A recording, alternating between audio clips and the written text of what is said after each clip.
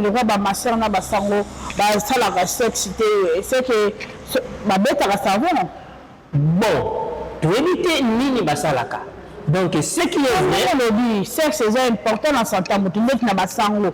Biso to ebi ke basango akola la moi cité masseur akobi mana mobile te. Siko na ka wana e pa na bango. Oti beto za moso ka posa mobali. Donc aux années copiner nzoto. Donc il y a des conséquences qui viendront à la longue on nzoto ko subir parce que on n'a pas satisfait nzoto. Troisième point, ezali likambo etali contrôle ya alimentation. Oye ba kolia malamu. Batoni bakanisaka soki ande atondi nde ande malamu. Et bon dans la basso baloba emsu na tondi te. Bon, merci mais on est supposé répondre et organismes ya moto na moto. Et les organismes sont différents. Basi baza donc. Oui, il y en a. Basi baza bazo boma ba vie ya bala mibale wana zanenga nzoto na ye. Moi c'est pe ya bongo esengeli pe akutana na mobali oyo aza bongo. Na mambotali maki ne motuni biso. J'espère bien que presque tout le monde a linga konya maki. Linga konya maki parce que maki est au moins riche na sorte de sa vitamine na ba protéines mingi. Mais sauf que les nutritionnistes, bon, ça une spécialisation dans la nutrition. Bah, il dit que non, quantité à maki mutago kolia na semaine moko, ils ont maki ni balé. Bah, il dit que non, kambotali le sommeil. Le sommeil. Kola la pongi. Bah, tout le monde négligaka pongi. Oh, pongi est très important. Donc, muto akelama oh, asalaka pendant 8 heures. Se reposaka pendant 8 heures, alalaka pendant 8 heures. Donc, d'autres personnes peuvent avoir que non, on a pas ça sexe, c'est encore mon coloté. Il y a aussi des maladies, soit des infections, ou c'est là que non, et même hormones, soit et la moto plaisir sur la sexe. Par exemple, avocat. Avocat, c'est fruit. Mais sauf que, ils ont la graisse moko ya malamu. La graisse est participant à un bon fonctionnement à mon thème. C'est ça. Mon tour, moi, qu'avocat Mengi, a bénéficié de problème de belé en tout. Premièrement, à combattre anticorps. Deuxièmement, à la peine de malamu. Troisièmement, à la mon thème dans le fonctionnement malamu. Parce que l'avocat participe à un bon fonctionnement à mon thème. La recherche et salama, babiki et le quoi libosser c'est le mutu à la contrôle médical. Contrôle médical. Dans les pays développés et salama déjà. Ah, mutu amona azwakata, bango balingaka suka belinde. Na souhaita kana tinda batoni baya carotte parce que ba bénéfice ba bénéfice aux anakata carotte. Chaque 6 mois, chaque 7 mois. Donc obéla té, on est obligé OK, l'hôpital d'une institution sanitaire au sein du contrôle de la santé, si peut-être malade moko elingi e banda, ils ont bandeli. Tous ont la facilité, il y a qu'on soigne en plus ils ont dépensé mingi. Gymnastique, bah scientifique bah dit gymnastique élimine au moins 25% des malades au mutako kobela na katanzoto. Imaginez-vous, on est l'électricité, on dit piqûreté, mais avec gymnastique, et ça peut éliminer 25 à 30% des malades au mutako kobela. Donc, on va sexe, on a qu'à la bandumba, bandumba va coller à Noki. C'est que bandumba va pas tenir un secret là-haut. Pour moi, on a peine papa, moi, peine à l'endengandako. Moi, si je suis sexe, on a lembi. On a lembi. Ma maman, nous, n'andako, on a besoin de Noki qui va basser à l'ibanda. On a la cabareta, dans les réseaux sociaux, on a monté au musala, travail, titi. À côté téléphone, à partir de 22 études. Une heure azaka na réseau social. Azaka na réseau social. On a la même chose sur 2 heures, tiba 5 heures à la muki à Kemosala. Donc, ils ont demandé de nous dire que bon terme na nzoto parce que mutala ba mala muti. Et 5e point, on est scientifique batali sibiso, ils ont activité sexuelle. Donc, mon toi est déjà adulte, et quoi qu'on peut au sa sexité. Parce que l'activité sexuelle, ça fait partie et contribue à ta casse na santé. Na santé moto. Donc, tu as biso bateau. Alors, pour ça, au moins, il y a 2 litres de maille chaque jour. Pour ce que j'aime bien, on la maille. Par jour, notre femme, elle a au moins 2 litres. Au moins 2 litres. On a fait du colo à 2 litres. Peut-être qu'on a assez de personnellement, on a au-delà des litres. Le sexe nous épargne contre beaucoup de maladies. Oui. Donc, il y a ma maladie, je sais qui m'a passé ça, la sexe. maladie ni docteur oyo comme ça so bataba lika enyo so to komika na danse mususu to koma kaka bote malade qui na danse to parce que les parlons ce n'est pas parce que to tinda bat la sexe mingi parce que excepté et là il s'appelle bandoto kitoko mais il est bien après avoir fait le sexe la nuit, t'as la comme la chose de si on a la zone ronflée, on a pas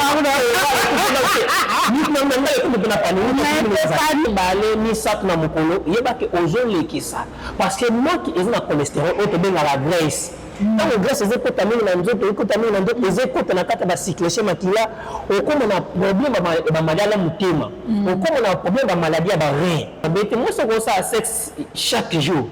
Na moni penga inconvénient mon côté au bas scientifique ba pesibiso et bon on a mobile mais na mobile essayer de réduire parce que prostate a travail mingi.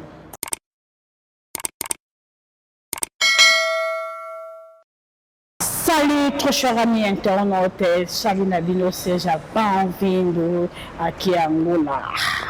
Donc émission Nabino Bolingaka mingi, émission la Nabino actualité du moment ndengeni ezoleka on a kati il y a Angola précisément na kati il y a capitale il y a Luanda votre émission qu'on se le dise émission Vamchfala émission Tolobela à la Tolobela rara vérité rien que la vérité vous allez toujours brancher na kata chaîne Nabiso Angola Ultima Ora TV Angola Ultima Ora News tous en abino toujours ensemble vous allez brancher merci Nabino sur le social lumière d'Angola Nabino merci Lingi na ingénieur Bravo qui est derrière la caméra mon réalisateur privé Kandena Ebisa Rabino Yabisonaye et Kendaka toujours tokos merci aussi à papa mam c'est Julie Matozana espace bino bozomo na beau cadre salle de fête tozala nyonso Kandena Ebisa Kibino pour place social lumière à la tara so mon anga mikolo na ramta bazara HM awa so mbela taloko anga yaka kobanga te anga pena tutana TG de manna na olata awa et merci beaucoup Nabino, merci à ma maman chérie et pourquoi pas maman Yvette Jumpé, on dirait Tari, Jenny Maeta et toute ma famille, la petite Igesing, on dirait que États-Unis, de gros bisous à toi, la petite Bambo Tendege Kayo, Bikaya, Nayo, Adinga Kayo. Merci aussi également à mon fils Manassé Bokomaya Baleki et pourquoi pas Francisca La Beauté et Pedro Francisca. On est là, ma gros bisous na Bilonia sorte l'andagoma émission le Chouchalimia a le docteur docteur Timothée Torosolo Lanaye. Bon à la brancher le tozo beta mambo établi santé maman vie à mutilé comme il bosso santé. Premièrement c'est la santé d'abord. Après ma semaine on compte à moi mon que mambo établi sexe. Tu relèves moi sexe qui est maintenant le poteau et après tu relèves quand il y a organisation na bango au bazo bonisa balobi awa na Angola bando ko fa suto ate nous allons brancher azana makamba kitoko ayebi biso place à tu ko zo ba kulu na ye par-ci par-là à l'andeli bako ti banda mboka la Afrique du Sud pour ayer la biso makamba kitoko makati ya Angola. Tous à la brancher pour votre émission Tolobela. Merci, c'est parti. Bonne tarde, papa. Bonne santé. Tout va très bien. Bonne tarde, maman journaliste. Comment santé ça très bien. Nous avons battu la vie sur tous en bonne santé. Amono kimia yo za bote do tete. Ni ka ko uta msala va fatigué. Et fatigue tout le monde ni bandeli photo banana no boyeza tout mutu katango banda ko tambole banana première vitesse. Deuxième vitesse, c'est vrai. La première vitesse. Oh là là. Merci beaucoup, ingénieur. Bravo, docteur Adito, qui est dans la première, deuxième, qui est dans le donc, vraiment, je suis lumière à Senga qui te solo la peau, au Tilibana Mboka, au Tikozo, Susubako, Betud, Kobatsaka, Maye, le pont à Bisso, Bandekolayo, Bisso, pauvre Angolan, tous à la santé qui toque, on a épidémie, de maman, me ebele ezokomela biso awa na kati ya mboka Angola précisément na kati ya Luanda. Docteur tokobanda premièrement na eloko babengi santé. Avant tokota na kati ya makambo na biso tokobanda na santé d'abord. La premièrement c'est la santé. Pour la santé mutu akoki kozala ndenge nini po azumela na kati ya mokili oyo pona amibatela pona vie na ye ekoki asala nini azala nini yango maloba epesami epai na yo. Ok, merci mingi Mama Chosalimière na mutuna na bino.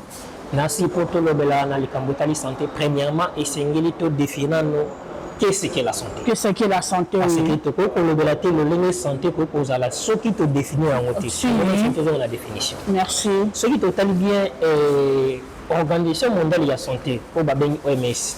La définition c'est la santé comme étant de bien-être. C'est ça. Donc physique, mental, na social. Okay. Donc l'étape où on a mis ça, il y a ça qui santé mutu ezala malam. Voilà quelle la définition. Oui. Bon. Si quand nous lengue to kelama biso ba être humain.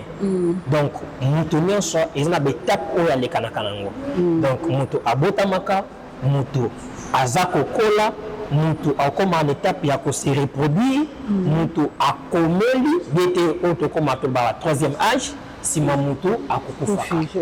Mais si koyo po mutu azala malamu. Ndenge tozozo lobela awa esengeli tote ya population omutu e asala malamu esengeli asala kani nini oui tokozonga kaka na ba scientifique parce que lelo poto de makambo mingi na makambo etali santé ezali na bato oyo bamipesa mbeka bango basalaka étude na makambo etali nzoto ya mutu ndenge nini nzoto ya mutu ekotambola ndenge nini nzoto ya mutu ekokosubir ba changement. En plus, ndenge ni nzoto moto et que kokoma na maturité peut faire ya nzoto moto ezali ndenge nini. Okay. Premièrement pour moto azala malamu nito lobaka à vivre bien ezali na ba effort yo moko na ko sala pour santé ni za malamu. Donc quand ils dépendant na pays te siko ozali donc yo mo conscience na esengeli oyeba. Pour oyeba esengeli ba pesa information. Ya ngwana to trouver vraiment eza important le pesa ka population ba mayele le lenge nini ko sala ka pour santé za na malamu. Ezala ba makambo o esengeli na biso to sala ka régulièrement bete mokolo na mokolo pour santé za na malamu. OK. Na kolanda le lenge ba scientifique ba pesi biso d'information selon ba étude bete ba recherche o esalama babi ke eloko liboso sengeli mutu asala ka contrôle médical. Contrôle médical dans les pays développés et ça le marra déjà. Mutu amona azwakata bango balingaka soki abelinde c'est ça. Dans les pays développés mutu soki avandi après un certain moment omona mutu akeko se faire consulter. Donc akeko sala contrôle ya nzoto parce que nzoto abiso bato au fur et à mesure ozo vivre. Donc ba problème est que yaka ka vouloir ou pas. C'est raison pour laquelle ba scientifique ba système ya contrôle médical. Donc kota la ba pièce on nzamba tia kuna na kati eza ko évoluer ndenge ni premier point eza contrôle médical. Donc na ba pays développé ba classe ba misana ayebi ke ceux qui na 20 après 6 mois 7 mois na bela te na kemo na ça le contrôle médical. C'est ça. Donc mais en Afrique en général to la moins na ignorance wana. Donc au moins muta vanda na beaucoup d'années timukolo akobela simande au hôpital. Raison pour laquelle en Afrique pour sentir la maladie extrêmement difficile. Mais ce peut-être population et pour comprendre banda ko yoka ba information auto banda ko pesa ba ko tchango en pratique et comme ma biso qui santé na biso et banda ko koma malamu malem et ça la auto benga ka promotion en santé. Donc on ngona ba niveau liba ko matériel ba niveau pour santé na malamu. Donc la première des choses ezali contrôle la santé chaque 6 mois, chaque 7 mois. Donc obela te aux obligé OK l'hôpital d'une institution sanitaire au sein du contrôle de la santé batali si peut-être malade moko elingi e banda ezana le bandeli tozana facilité ya ko soigner en plus muta o dépenser mingi. Donc première des choses alors ko to bengaka contrôle chaque 6 mois. chaque mois il faut monter sur un contrôle de santé na chaque semaine même si obésité même si wana numéro 1 là c'est un. OK.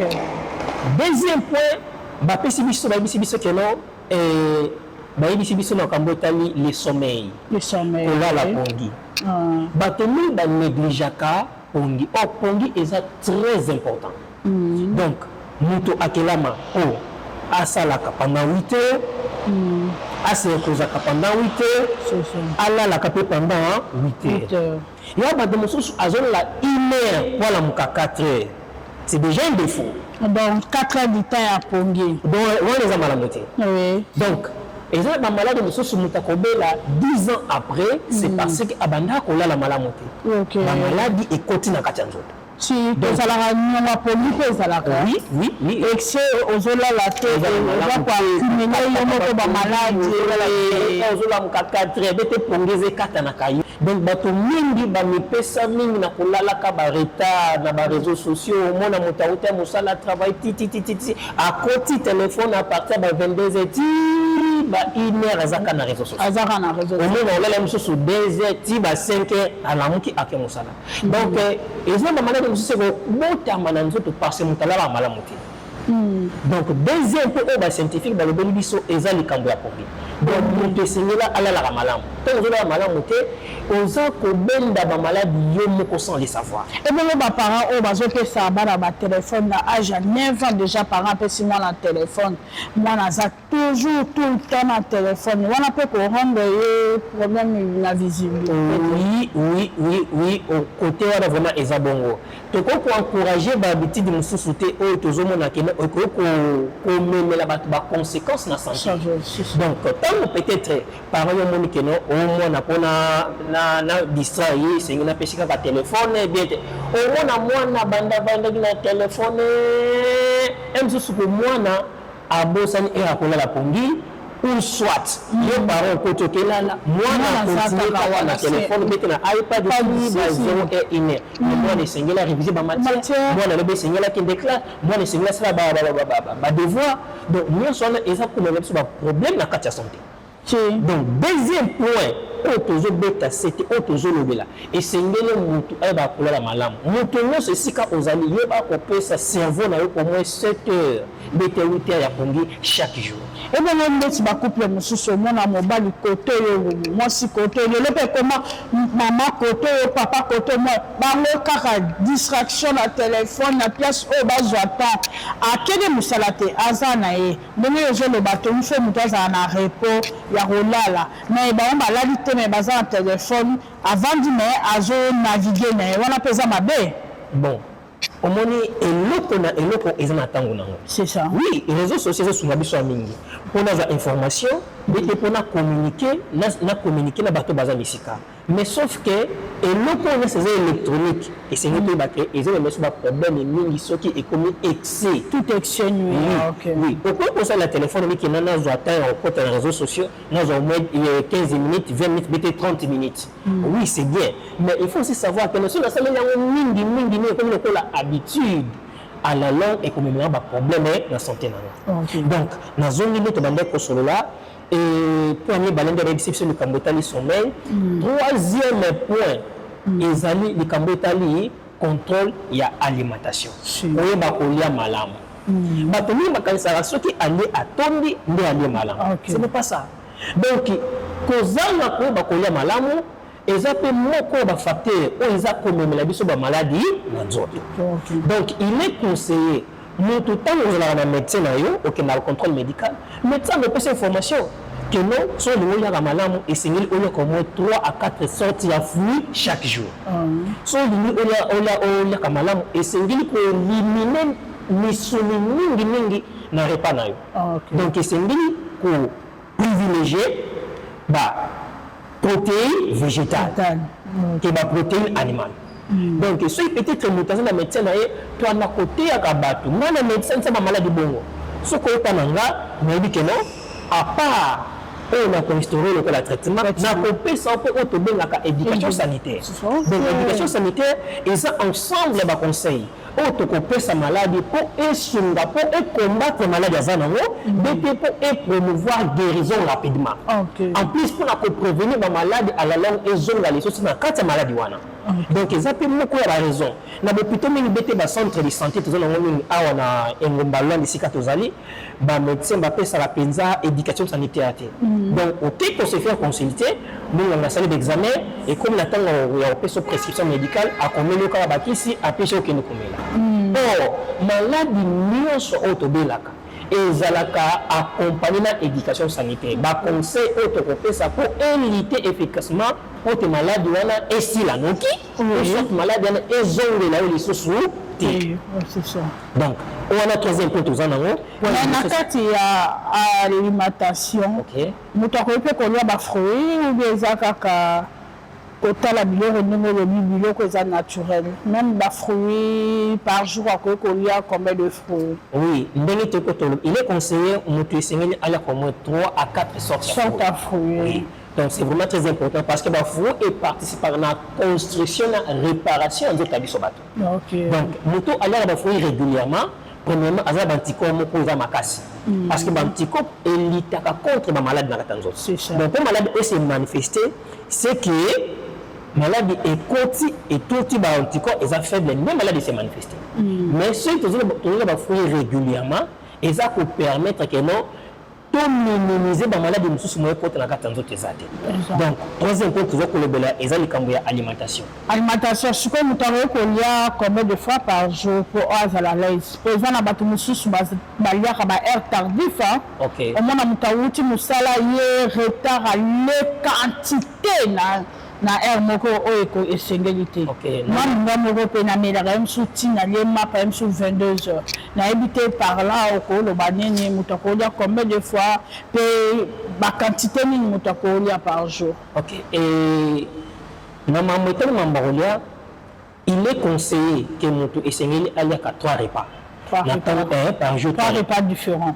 OK, natango to ba esengeli mutu a déjeuner on la muki na tongo esengeli au réchauffer nzoto so zo moi tasse moko tasse ya chat tout ça et réchauffer nzoto donc ndeba bamelaka bati mususu eza malini mabe donc mutu ndenge azola mukala tongo misisa nzoto esemaka réchauffer nzoto voilà c'est peut-être ba mususu bana ba prendre attention à moins que pour na zo moi café eza malamu te bete ko zo ti eza malamu te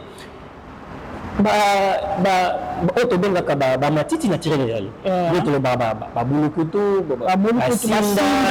ba cham susu wana ba saila kawana vraiment c'est très bon pour la santé. Donc tant que comme à partir à 12h 13h 14h et ça est homme ta ko kolia repas moko donc na batongo na mutako ko mela sopate c'est important. À petite quantité. À petite quantité, à petite quantité. On a posé la tête à 12h, 13h, 14h, on a repas lourd. C'est ça. Donc, tant que le repas lourd, c'est peut-être un moteur, il y a il y a kabaloso, il y a kabama foufou, il y a kabama kemba, il y a soana. Et c'est lui, il y a ma kanaba, et on a pour la repère ça, tant un estomac à décomposer en malam. OK. Tant que comme on a pourquoi? Pourquoi il est conseillé mutuo akota contact na ba fruits. Mututo okole ba fruits, donc ba fruits et les musala et participer à la décomposition. Bilo connaît sur les pendant toute la journée, ba fruits et qui participer à la décomposition. Mais comment ça n'a été?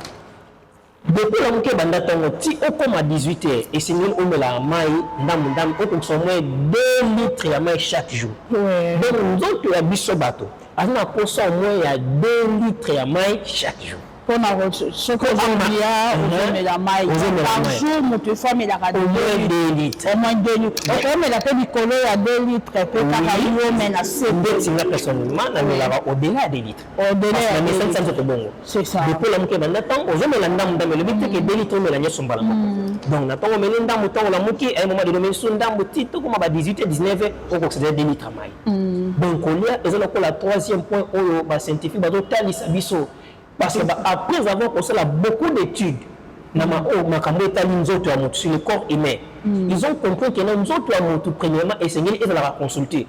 ndenge kaka mutuka ezalaka mutuka etamboli parce que mutuka eza na basystème toa na système ya alimentation toa na système ya suspension po esala mutuka etelema toa na système électrique toa na système ya refroidissement na kati ya nzoto ya mutuka basystème ezali au moins le système digestif, système circulatoire, système respiratoire, système urinaire, système reproducteur.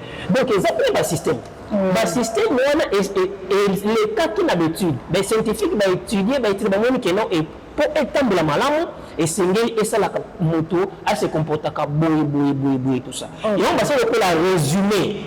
La définition résumée, moto okosala pour santé za malamu ou bien pour promouvoir santé et banda kozala malamu OK parce que zina bato mosusu banda ko se comporter mabe mais tant que bazo kabiso ba corriger le lenge na bango ya kozala santé comme malamu c'est ça donc na mama ko lende to bebi wana et singeli moto zo ko 3 sortes de repas chaque jour. À ne pas oublier que la main est mingi. Au moins, la main est mingi. Bon, on dit bateau bazalaka na tongo ndongo lobi déjeuner à moto bateau susu ba melara azo sala maki 1 sur 5 maki 6 maki. Et na mikolo ko bebi saten bateau baliara maki mingi. Na mambotali maki ndongo tuni biso. J'espère bien que presque tout le monde a linga konya maki. Parce que maki est au moins riche dans sorte de vitamines, na protéines mingi. Mais sauf que les nutritionnistes, bon, ça une spécialisation dans la nutrition. Bah, ici, c'est que non, quantité à maki mutago qu'on y a, na semaine moko, ils ont maki ni balé. Ok. Donc, dans la semaine, na semaine mutago na droit on y a au moins maki ni balé. Ce qui mingi. Donc, bateau basé na habitude ya kolekisa kolia ba maki ni balé ni sat na mokolo yeba ke ozo lekisa parce que maki eza na cholestérol o to benga la graisse. Dans le graisse eza kotamine na nzoto kotamine na nzoto eza kotana kata ba cyclation makila o comme na problème ba maladie ya mutema o comme na problème ba maladie ya ba rein parce que graisse économique na kata nzoto. Donc bateau basé na biso de mission et c'est même bon corriger le lengi na bima kolia. On va na posa kolia maki oui. Mais bateau ba spécialiste na nutrition ba yebisi biso que non quantité à maki mutako kolia na semaine le bunda donc espace à 7 jours on est maki ni bali. OK. Donc so on le que ça yeba que il y a des maladies o ko bota makana nzoto non parce que graisse économique graisse est ko boucher ba veine mona kileta mbula malamu ezate graisse est ko baby ça fonctionne à motema et que ne peut que baby ça fonctionne à ba rein. OK. Donc c'est graisse donc graisse que dans ko baby ça bien voilà nyos et que ne veut que baby ça fonctionne à ba rein et que ne peut que baby ça fonctionne à motema et que ne peut que boucher ba veine mona kileta mbula malamu ezate. Mana graisse na nzoto mutu e ya handenge nini. Oui, kasi on te le dit. Graisse est à partir de biloko mutazo. Donc ils ont la biloko ils ont la graisse ya mabe. Ils appellent la graisse ya malan. Par exemple la graisse ba fruit monsieur ezala kana ba ezala ba graisse. To binga ngo ba bon cholestérol. Ba bon cholestérol ça penza mabe parce que ezala ba graisse non naturelle. Je donne l'exemple. Par exemple avocat. Avocat c'est fruit. Mais sauf que ils ont la graisse moko ya malamu. Ba graisse est participe à bon fonctionnement à motema. C'est ça. Moto a avocat mingi a ko bénéficier de ba problème beli nzoto. Premièrement, a ko matcha anticorps. Deuxièmement, a ozana pemere ya malamu. Troisièmement, a ozala motema ne banda ko fonctionner malamu. Parce que avocat participe à bon fonctionnement à motema. OK. Oui. Et on a muto à carotte. Oui, carotte. Na TikTok et comica mélanger carotte, genre citron sobe et kosalobo. OK, carotte c'est très bien parce que ça fruit mokoza vraiment très délicieux. Oui, très délicieux, c'est un bon fruit, ils sont riches dans la vitamine B. Et d'ailleurs na souita kana tinda batuni baya carotte parce que ba bénéfice ils ont la carotte. Donc on a moins ezali première question tout na kinga na le sur la santé nazo pour résumer pour le ba point essentiel. Il y a au 5 points essentiels à sala kapo azala à bonne santé pour santé za malamu. Il y a le dossier tout pour le bela awa consultation chaque 6 mois contrôle chaque 6 mois il faut monter se consulter. Oui, deuxième point tout pour le bela likambo ya pongi, troisième point tout pour le bela likambo ya alimentation. Donc tous autres contrôler pour les malamu santé pour les malamu. OK. Et quatrièmement, les scientifiques ont dit que les activité physique. Si. Gymnastique. Les scientifiques ont dit que gymnastique élimine au moins 25% des malades qui ont été Imaginez-vous, on est l'électricité, oser piquer, mais avec gymnastique. Et ça peut éliminer 25 à 30% de malades de Moutako Kobela. Voilà un peu les bénéfices. Donc, toi, c'est important dans la santé. Très important. Raison pour laquelle le remarque bateau vivre à un village, c'est la bilanga. Au moins, Moutako, c'est à 80 ans, n'a qu'un bilanga. Moutako, c'est 90 ans, attends, vous l'avez au téléma. Parce que quand on a bilanga, n'a pas charge de zone, n'a même pas ça, le recata. Et c'est gymnastique. Mais puis, on a centre-ville, donc, comment paresseux. Moi, distance à Mouteka, à distance à 100 mètres, Moutavi taxi. Moutabengi, taxi pour aller en Anda. Attends, c'est juste pour me rendre paresseux. Voilà. Je vais avoir un taxi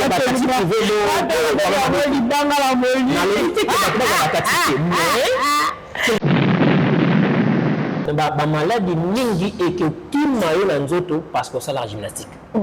Donc gymnastique bah ici que non exact qu'on élimine au moins 25 à 30% de malades dans nzoto. En plus bah organe mieux sur nzoto. Ils en ont pensé à la gymnastique pour y fonctionner très bien. Donc ils ont un organe qui évite la gymnastique. Donc là ma organe ils ont bandana ils ont un kati et ils ont pensé éducation physique pour y fonctionner très bien.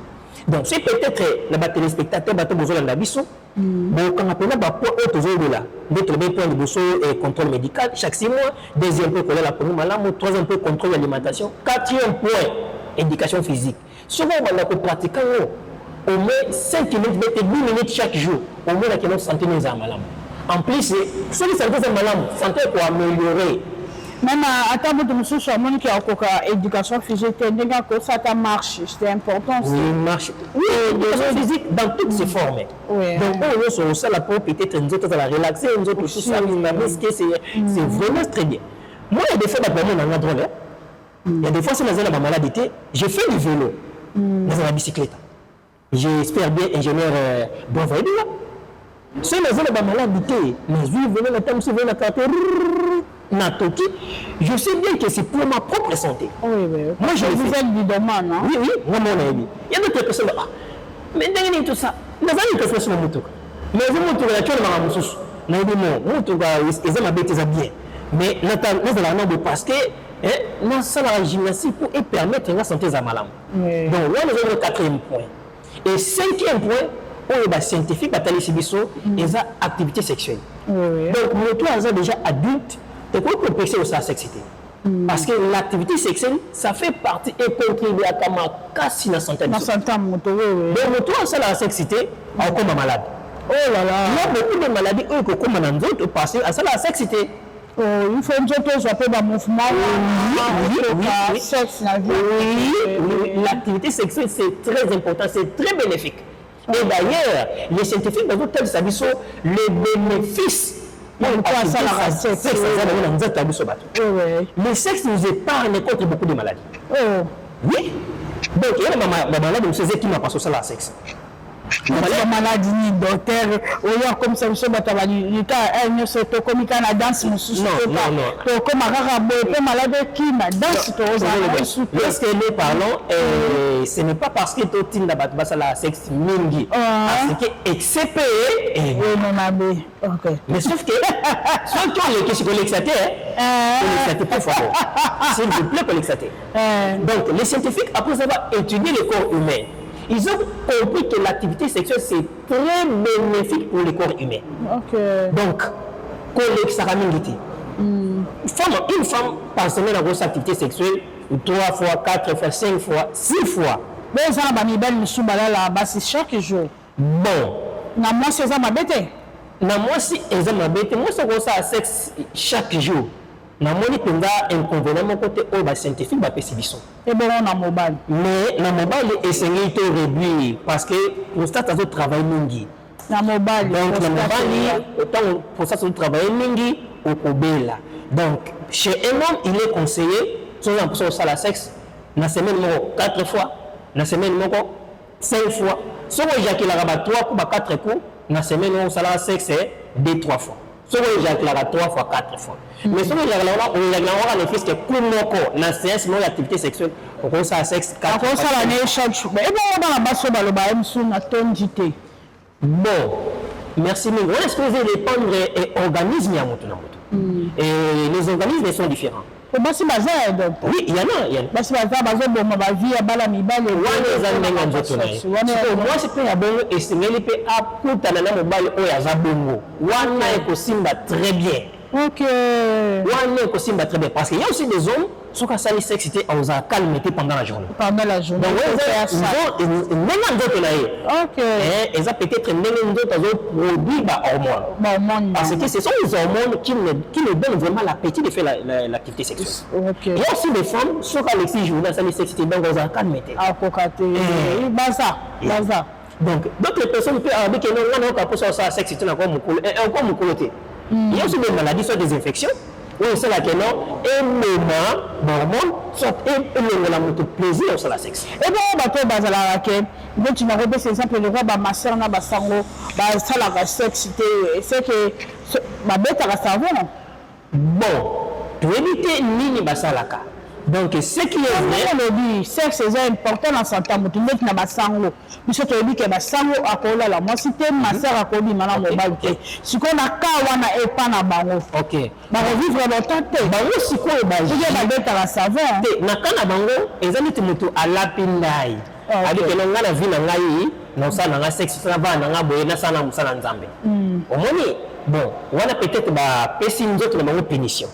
Mais vraiment on c'est peut-être mutabotama ayoka posa moi cité nde akena musala kisango wana rosimba mais muto otima zokola akosiba aye ba 12 ans 13 ans 14 ans ayoka déjà posa moi siba hormone ba inda ko fonctionner ale muto bon il sait que non ça la musala kisango to za la masse akosala no mais la pas na ya toucher ces azoka ba posa wana azako mikanga za posa posa wana donc maintenant ce qu'on a ba posa wana nenga zo mikanga po andimela nzambe plus tard il faut créer des problèmes dans le cerveau oui bah on peut pas quand ça m'a bon quand on ça et ça dépend de la circonstance il dépend de la circonstance dans la quand il y a ba de problèmes sur ba padre ba sango de bien bete ba madre ba sœur donc si peut-être ma au pour ça moi cité mais tous sœur au pour ça modalité là c'est autrement mais si peut-être au pour ça moi aussi mais tous moi au pour ça mobali donc on a des opinions d'autres donc il y a des conséquences qui viendront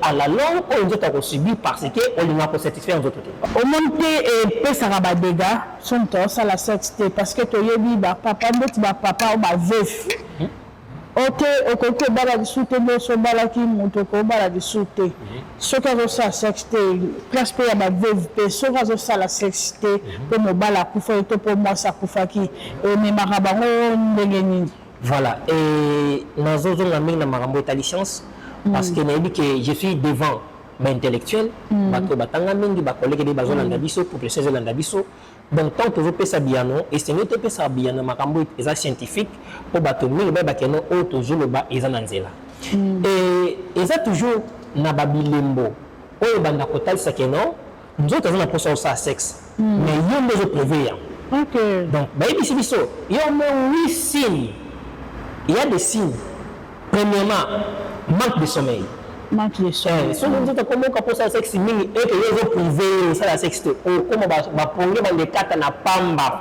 au monde comme na butu de vraiment ponge kata ni ba ka ko ta ba tele de so ba plafond de ti ponge oui et à un moment donné ba inere ponge ya de ti ponge il joue aussi ba 4 ça c'est la conséquence on doit aussi bien deuxièmement ba stress troisièmement nervosité yango na tourna kala tozali komona ba master bazalaki kanda makasi na ba classe na lycée c'est même ba sango mona ko fia kula mwana moto film na kanda wana ce problème là rend au corps humain des comportements vraiment indifférents donc raison pour laquelle bon mona moto bon as un comportement moko ya yemo si oui j'avais laissé une maman en consultation maman na bavana mbale la maman avant de pénal na ko ba oui presque une année a ko supposé ça sexter maman na moto boye na mbale mais azana ko mo boake comment na akena centre de santé mo boazu ba traitement mesimbiti tanga solina de comment ba samba ne bisi moko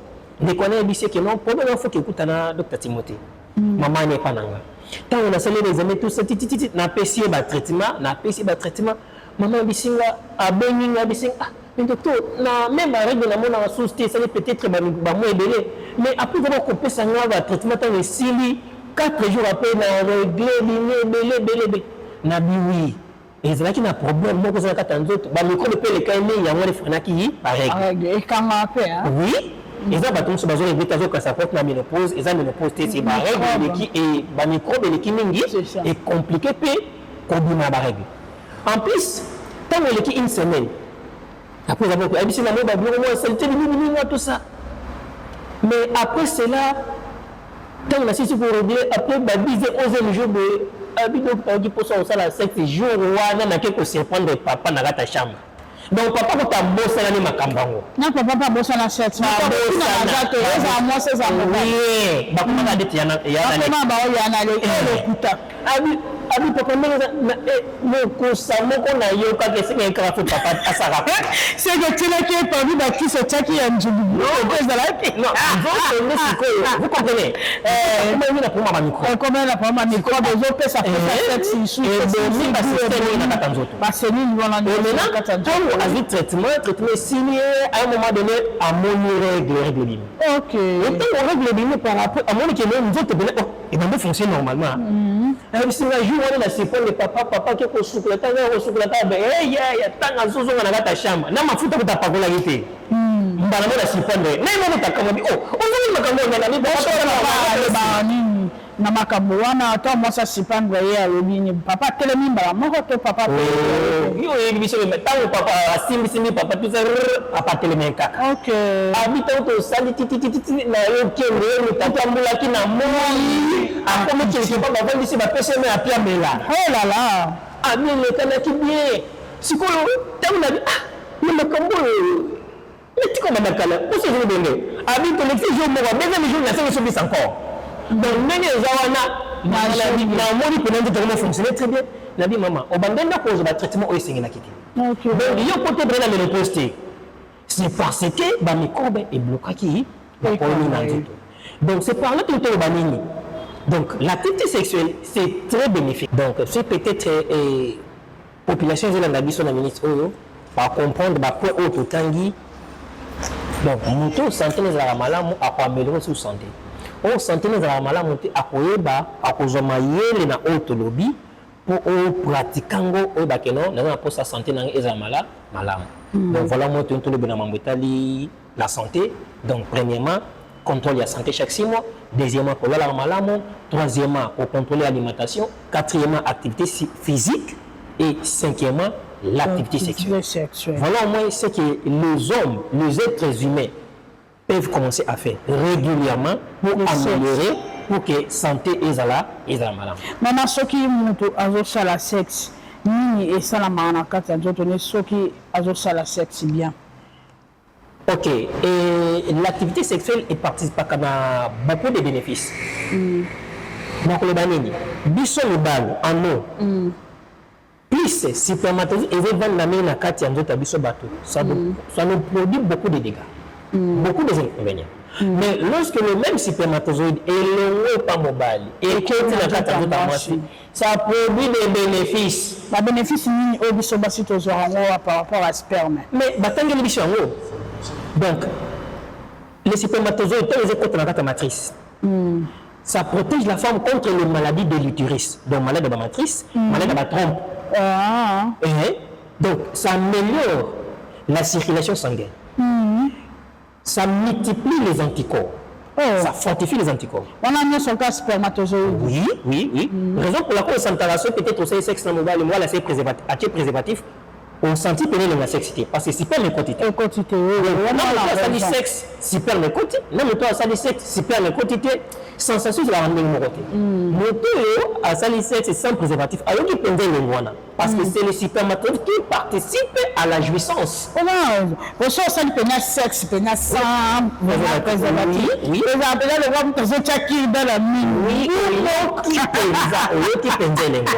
Sauf que le problème c'est quoi? Partenaire au ça n'est sexe. Soit un microbe à pessieux. Vous allez échanger avec microbe. C'est ça. Au pessier. Déjà la conséquence est mort.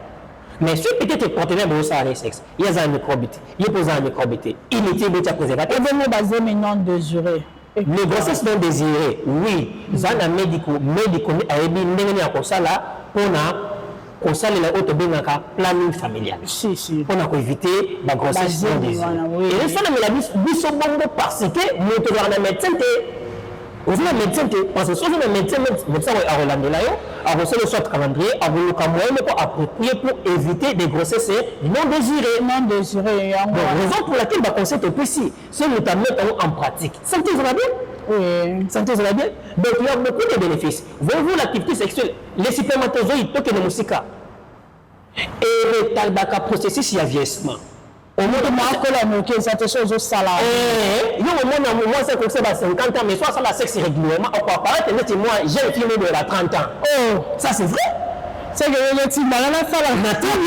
mais je vous donne des informations venant après avoir fait beaucoup de recherches scientifiques les scientifiques ils nous ont donné des informations après avoir étudié le corps humain donc c'est peut-être que le document a un but allez le voir j'ai des documents j'ai des syllabus j'ai des livres au total tout le monde qui m'a autorisé et c'est la raison donc on va sexe on a kala bandumba bandumba bakola kanoki c'est que nduma ba pas tenir secret nango pour moi na pena papa mo pena na ndenga ndako moi si soit senge section na lembi on na lembi yango ba mama mingi na ndako mo na bazo na noki ke ba basa libanda non siko esengeli tolobela ba makambo oyo pour ba mama ndako bayeba kobongisa parce que tokoki encourager ke ba papa bakenda kolinga basa libanda non tozo na posa ba mabala isa nini ezonga et pour laquelle exemple notre peso ya mama wana o azongeli ko sala sexe na oui ayibisinga donc ndenge za wana pai na comprendre te tanga bimi asalinga surprise na tindiyeke ayina akisombelanga lipapa moko ya kitoko ya talent donc c'est papa senti que non a senti de amoni no moi bien mais papa moi c'est que famille tango ba kipanaka te mais tant que maman senti que nous sommes zongi maman bisinga mukona sande ngande de match at na gola la bongo te na si pon de papa nanda donc après avoir 7 ans de ça bongo les visions moko bis encore papa tanga bina ke na papa ya boye ayi na mais que si na mona mo oui babini ba ke bena choprat ba yela nga tani yo mais tant babina ba ba yelo donc c'est ça donc le coup après avoir joué na ba crème na mikolo bo ba ko soma ba yaou la bongo donc tozoli ka makambo pour que maman la ebonga oui pour encourager te papa ba ke nako ko linga basa c'est important vraiment donc tozo pesa ba conseil pour que maman la ebonga ba maman o ba na comportement mingi vendre 1 mois 2 mois on le sala mobile na yo sala te mais yo on va se rendre malade oui voyez que le bénéfice de l'activité sexuelle dans la carte santé na yo premièrement ils ont ko retarder le processus de vieillissement c'est ça deuxièmement ils ont participer dans bon fonctionnement du cerveau na bon fonctionnement ya motema na bon fonctionnement ya barin na ya vessie donc venez à combattre ces anticorps et quatrièmement ça te protège contre les maladies de l'utérus contre les maladies de trompe mais vous me savez belé ça là et là il s'appelle bandoto kitoko mais il est bien soit après avoir fait le sexe la nuit t'as la nuit de là la combinaison de si on a besoin de ronfler on a pas panique oh là la nuit tu tombes oui les gens se mettent là c'est ton là ben somnier on moi c'est le coup fait voilà la conséquence oh ma mari de il y a d'autres choses qui va tomber bah ça la rappelle moi confusion bah ça rappelle moi nini au moins c'est que mon avant de monter moulay parce que manque il y a l'activité sexuelle et le rappel que pour la carte de temps au moins on a la tête monter au veiller quand on va nous on va la tête parce que nous avons réclamé mais en ça sexuel donc tout avons réclamé au moins on a fait bandoto mogo tout ça il y a pas oui parce que nous sommes bani usine esala ba spermatozoïde ezala ba testicule donc ba testicule la sali ba spermatozoïde et que na ko vanda la dépôt to benga na sali mo dépôt vésicule séminale c'est pour ça que vésicule séminale est tombée mais ba testicule ezala na posa fabrique ou to peut ça fabriquer azate tu vois pour le comme plein il y a un moment siko à un moment donné moto ça la pollution nocturne Parce que la différence est entre pollution nocturne et masturbation. Ok. Masturbation, on va la poser les kéming, le qui soit moyen, on va la super, on a quatre. Mais pollution nocturne est avec inconscience. Là, les tout sont donc information le cerveau faut réagir. Donc l'autre sorte même de mon cauchemar, mon tout ça n'a pas et lui il est inconscient. Ah ok, mais bah donc souvent on a le col femme de nuit ou bien mari de nuit hein, il y a pas pasteur bazo télé ma côté voilà. Donc on dit que je sais na ça là, mais pasteur tant il va expliquer on a c'est na madaki kolala na loti ma ebiminga ote milimo badaki ko visiter ma il y a faut bêta c'était bêta c'était mama sexe et bon moi mobala ko sala sexe na soki mwana mobala za na basi mi balé to basi mi sa to ko ki ko sala sexe na basi combien de fois o baza libanda o za la mi balé baza ba basi mi balé mi sa OK et ça dépendre na organisme na yi bien autre le ba eza ba mbali msuto na moment ça sexe a éjaculaka 3 fois autre ba 3 coups asa pena makasi ana éjaculé première fois à ça deuxième fois à ça troisième fois mais voilà pour ça il nous autres bukaniyo donc tant que éjaculer na semaine moko il faut ça la sexe au moins 3 fois la semaine so ça nous si super comme liyo aux abati mi ça tout moi soit sexe mini o pas sexe comme la peut ben sous on peut même pas super au les mi bali mi ça tout mi balé mon balo à sexe na journée moko oye ba bengi au salate et comme la race qu'on a bana mi bal ce que comme liyo okoboya ou bien expliquer que mosanda kwazali naza cassette ndengeni ndima osala rara pona ko sepela conjosa na pesa conseil de pas bali pardon le bal li so moni kenzo to na pena makasa osala sexe mingité collimateur na basi misato mine mitano wana obama ko satisfaire bangote atako ndoto ke nanaka tabibo salabo sala na 1000 femmes est-ce que kanisi au alors ko satisfaire la basi wana nyos imaginez-vous na semaine moko sengeli aussi mbavosi na satisfaire le fils que au sexe le fils que ta 2 fois mettez 3 fois si vous faites le fils que ta 100 si on veut la gana au moins to za kana reta bamsu vous êtes satisfait c'est ça donc raison pour laquelle peut-être on a makasi ya obeta ba 2 coups 3 coups 4 coups le fils que la semaine ça la sexe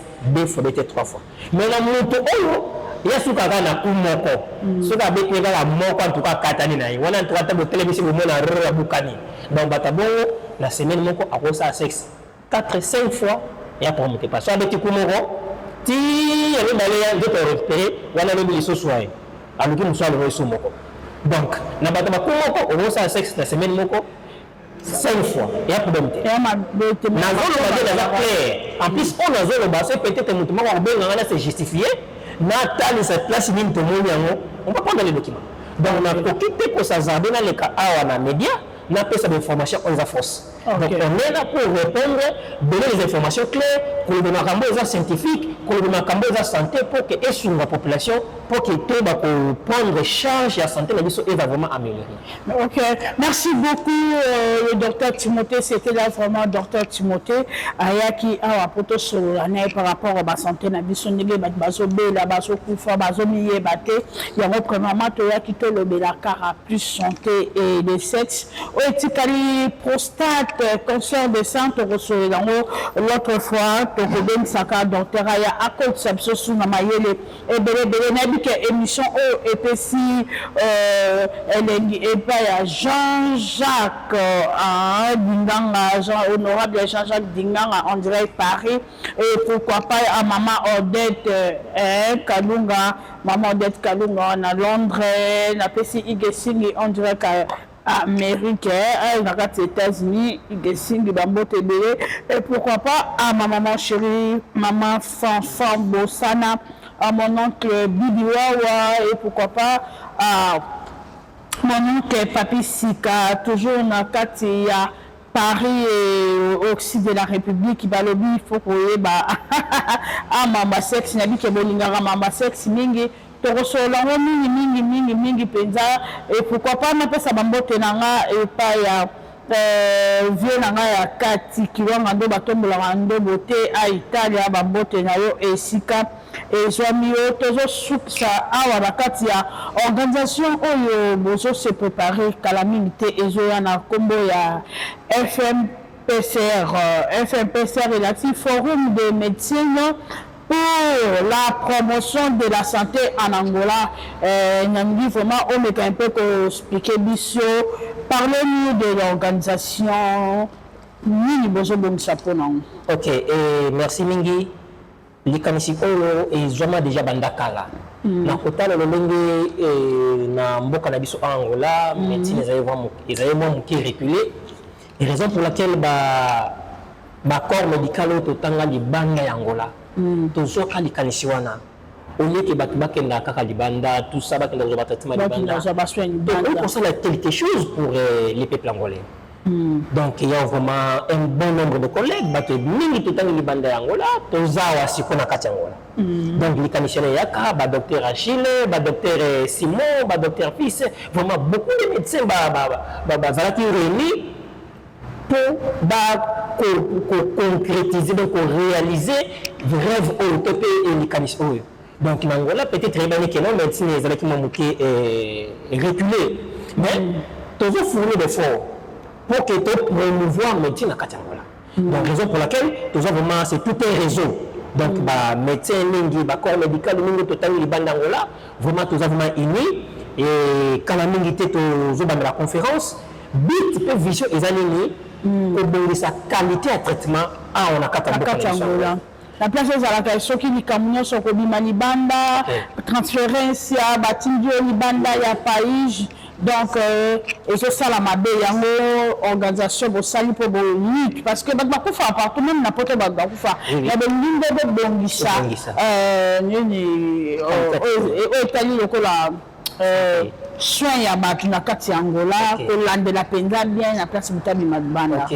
Merci Mary. Donc tu as vraiment des collègues belé tu kanaki tu vandaki tu s'échanger tout le monde qui est singeli tout banda kokuta de temps en temps tout discuter et tu bandeli déjà ba réunion mais tu as sous la réunion ce soir dans la salle de conférence maman Chucha Lumière déjà pour mettre biso et voilà na jurisme wana kata salle wana kata jurisme. OK na salle de conférence tu as dans salle de fête à jurisme vraiment maman Chucha Lumière coup de chapeau nzamba pambola bino mingi en plus musale kende liboso donc on a comprendre que yo peut aux participer na kata organisation wana donc parce qu'on a souci wana but to lancer déjà appel eza coûte na ndeko moko za libanda ya Angola aza vraiment na Europe tanga yoka keloko passer donc moi alobela ko à travers les réseaux sociaux a dit vraiment ils ont les qualifications malamu soki bon continuer mais biso bato za libanda ya Angola tokoya ko appuyer bon pour bito bakoya ko appuyer biso sire quoi ni na ba matériel ba mpeka ebele ba médicament kaka parce que ceux qui le ba case ya minene ba kiseza bon rejoignent bien oui Angola awa banda kotambola kande na ebisaki wana eza pays eza ke mutu azobedisa mutu malade mais azola la libanda mbula mpepe malili ezake ole patient na ye na kati azala na poso moi soki nazobebisa mutu ozananga ozosolola na ngai dialogue wana esalaka bele ndingo botika mutu izole mutu musika na malili wana emona ye moko aye kobela pakufi kotika kutu mutu oyo ye abandaki garde malade na Angola eloko wana il faut elongwa bo changer méthode et dozala bien na ba conférence bo lobelaka yango eza vraiment important garde malade eza important na vie ya mutu mais na ndenge condition o bobwaka bato na balabala te. Merci mingi yangona na la conférence to banda ko sala to banda ko beng sa ba grande personnalité alors beng ça fait ba homme de Dieu ba on des analystes sont vraiment ensemble et d'ailleurs dans la conférence on a informé déjà quelques pasteurs il y a l'église aminene vraiment ils ont été contents ba c'est là qui mingi pour la vision avec la prière ba on a vraiment présent dans la conférence to banda on est présent donc tu dis que garde malade c'est vraiment important mais ba information biso ni on juste banda ko zoa na ba requête les au banda ko zona tant que nous sommes à conférence to banda pe comme mango na ba acquis de droit Ok. Omoni, donc maman qui des droits, de sorte que bah peut bongisa ensemble tout ça le malamu pour que soins de santé na kati ya mboka na biso en Angola et bonga. Vraiment tout lancer appel beaucoup plus c'est pas la bande qu'on biso mingi o ba utali banda Angola baza awa et pas bande qu'on biso misusu ya ba mangala ou soit bande qu'on biso misusu ba uti ba mboka libanda ba français, ba Angleterre, ba Belgique ou baza résident en Angola. Donc vous avez vraiment décidé vous avez désespéré tous awana. Est-ce que vous lancez un message en portugais parce que ils en a bateau misusu resenga ba yoka vraiment initiative bozana ngo wana propos ya organisation bozo sala wana c'est important et plutôt que to chiter. Muito obrigado pela toda a população que ainda nos acompanha nesse momento. E nós queremos informar no povo angolano e todos aqueles que estão a viver aqui, que seja vocês também fora do país. Essa organização FMPFA significa Fórum de Medicina pela Promoção da Saúde em Angola. E nós queremos promover a saúde aqui no nosso país. E por isso, daqui a um pouco haverá já uma conferência de todos os médicos que estudaram fora do país. O objetivo e a visão é promover ou a melhorar a saúde aqui dentro do nosso país. E acho que já vamos indicar a data onde já a conferência vai se passar aqui, nessa sala de conferência, nessa sala de festa. O nome é Juízma, aqui quase Golfo 1, em frente da igreja Maná, depois da igreja Toquista. Nós estaremos aqui nessa sala. Então, nós vamos convidar todos os médicos, todos os enfermeiros e todos os técnicos que estudaram fora do país. Nós queremos a vossa presença, a visão, o objetivo é a melhorar a qualidade da saúde dentro do nosso país. Muito obrigado. Eu acho que haverá muitos servos de Deus, porque a informação já foi dada, alguns servos de Deus já ouviram a informação e eles estão muito contentes e apoiaram mesmo aquela iniciativa.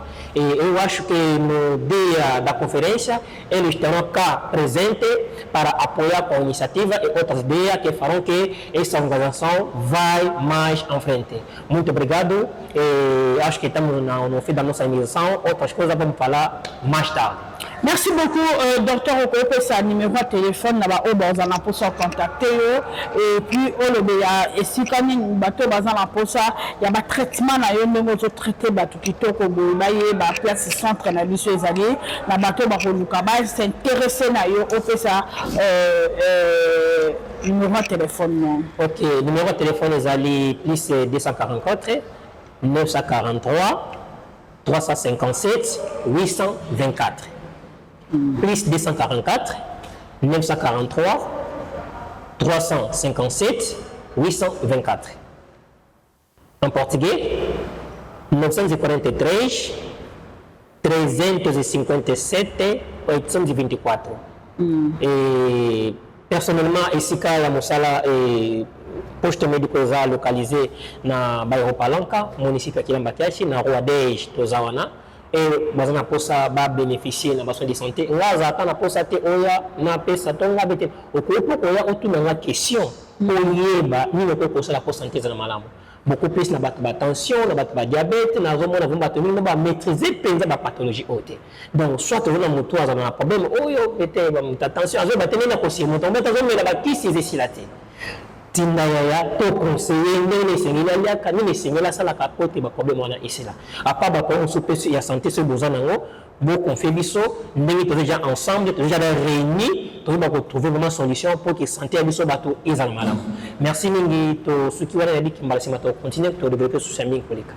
Merci beaucoup trop cher ami internaute, merci encore à le docteur Timothée, donc émission la mission yango bosepela nango to lobeli auto ko lobela o etikali to ko solola après mingi na saki bino na émission ko ya to ko lobela plus cancer de sang to ko lobela pe marambo etali prostate boye ba prostate ya kana nini cancer de sang et yaka na nini to ko solola toujours avec le docteur Timothée, merci na confiance pour Sarabiso, na pesi ba gros bisous na batu balingaka ngai mbote mingi na Serge Tata Kibokolo. Merci aussi également à Paulo dos Santos, le guerrier, et pourquoi pas na pesi ba mbote na ngai et pas espoir ngoma yontika solo bembe ba mbote na ngai susu na pesi na Pamela Mayala ba mbote mingi na pesi la femme malade Pamela Mayala na pesi ba mbote na ngai na Paulo Tudilo toujours tous ensemble juste Boussisi Batable la pesi ba mbote belé leader à 5e génération. Merci na bolingo wana oyoza na à travers biso. Merci aussi également na Dona Flora la Silva Maman le Pango, moi ça Kenda Azonga, donc de gros bisous à toi, de gros bisous na Bilonia sur Bolingaka na Bolingara Choucha les mères na Pessi Moujope agent ok. Maman Angela, Angélus Fond de Moujope, Topesio Bambote, Maman Angela, Babi Moutongaye, Sophie Regola, Nakatia Mboka, même à Cambouane, ils ont toujours en cours, tous en haut de cœur ensemble, et continuer toujours, Marambo Koleka, toujours Kitokos, donc merci Nabilonio, Balobi, héritier Watanabe Mwana Mboka akobeta les 21 to peut souhaiter ka bonne chance to lui que concert koleka toujours kitoko wapi na Paris hein donc Choucha Lumière apesi binonia sur le Ngaraï ba gros bisous to kutani à la prochaine occasion bobenga na numéro ya Choucha Lumière ezana merci bye.